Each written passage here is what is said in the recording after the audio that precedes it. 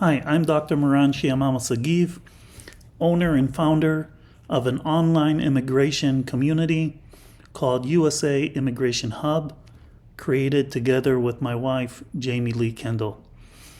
This video is meant to simplify the idea of visas to the United States.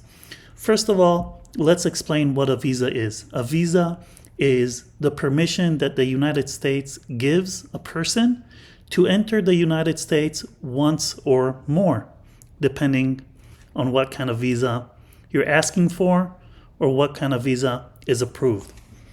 Then let's explain the difference between a non-immigrant visa and an immigrant visa.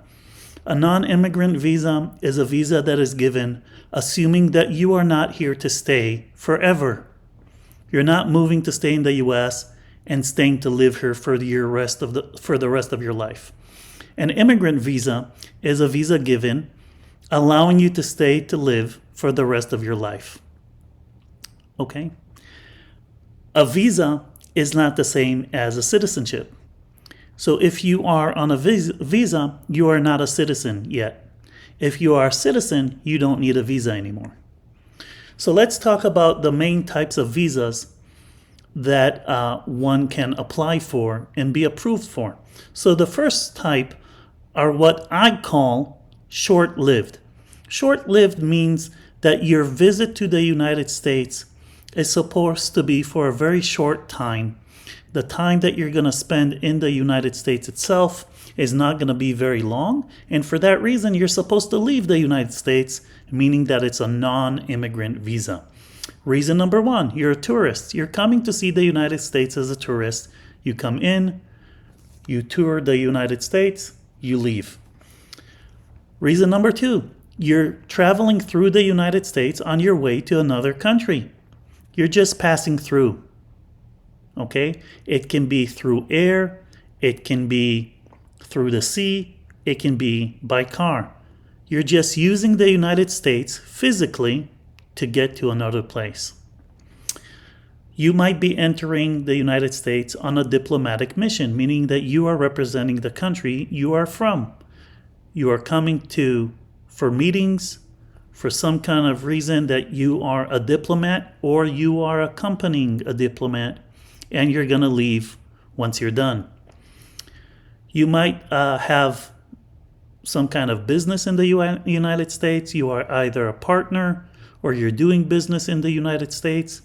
You're coming for business matters and you're leaving as soon as you're done. Military reasons. If you are an ally of the United States, if you have anything to coordinate with the American military, or any other homeland security or any kind of security agency. You come in, you meet, you do what you have to do, and you leave. If you have anything to do with the United Nations, which is located in New York, then you may enter the United States for your United Nations related business for as long as you need and leave. And then anything that has to do with the North Atlantic Treaty Organization, NATO, you may also enter the United States. So these are short-lived reasons to enter the United States. You may also be accompanying someone with a visa for a short-lived visit. The second type is what we call temporary worker visas. So you have been hired for work by an American employer or for work in the United States. These visas are temporary, meaning that they are capped, most commonly for 3 years. It might be less, it could be more, but usually it's for 3 years. And you are supposed to be working for that employer and only that employer. The employer is sponsoring your stay in the United States. The employer is stating to the United States that it is giving you a job, that it's giving you a salary, It's explaining the work that you're going to be doing here, and it's making sure together with you to meet the USCIS, or United States Citizenship and Immigration Services criteria for having that visa. And while you're here, you're supposed to work for that employer and only that employer. And if you're not, that visa is basically supposed to be either replaced by another, or you're supposed to leave the United States. That is, of course, a non-immigrant visa, but it can be the basis for a green card or a different kind of visa. Then we have immigrant visas. Immigrant visas are visas intended for the person to come and stay in the United States. That means that the United States understands that by giving you the visa, you are going to stay in the United States for the rest of your life. An option that comes to mind, for example, would be someone being adopted. That person is going to be adopted and is going to be given permission to enter the United States and stay forever. What questions are related to visas? First of all, why are you entering, right? That is going to determine what kind of visa you need to ask for, and what criteria do you need to withstand.